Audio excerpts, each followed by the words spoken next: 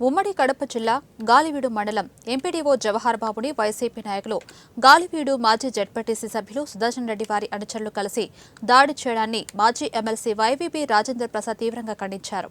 ఇందులో భాగంగానే ఎంపీడీఓ జవహర్ బాబుని రిమ్స్ హాస్పిటల్ నందు కలిసి పరామర్శించి వారి కుటుంబానికి రాష్ట్ర పంచాయతీరాజ్ ఛాంబర్, రాష్ట్ర సర్పంచుల సంఘం నాయకులు అండగా ఉండాలని నిర్ణయించడం జరిగిందని తెలిపారు.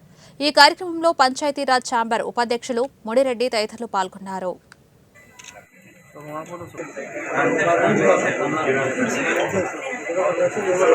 ఈరోజు కడప జిల్లాలో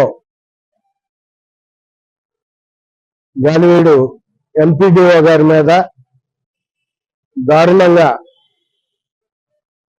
మా ఎంపీపీ గారి కుమారుడు ఇతర అసాంఘిక శక్తులు కలిసి దారుణంగా ఎండీఓ గారిని కొట్టడం జరిగింది. ఆ నేపథ్యంలోనే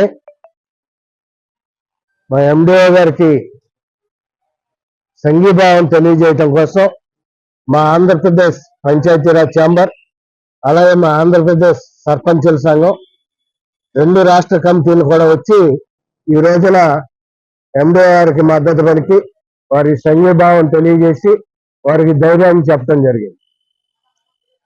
జరిగిన సంఘటన చాలా దురదృష్టకరమే.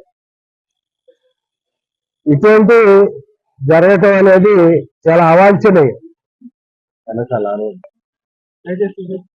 వీటి వల్ల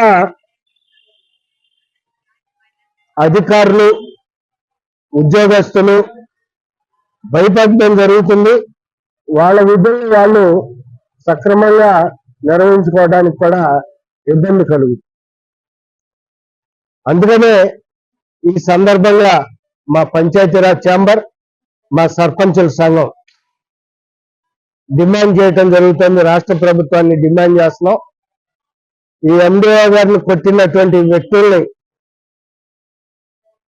వెంటనే అరెస్ట్ చేసి వాళ్ళ మీద పీడీ యాక్ట్ ప్రయోగించి మొత్తం 20-25 మంది దాకా ఉన్నారని చెప్తున్నారు ఎండీఓ.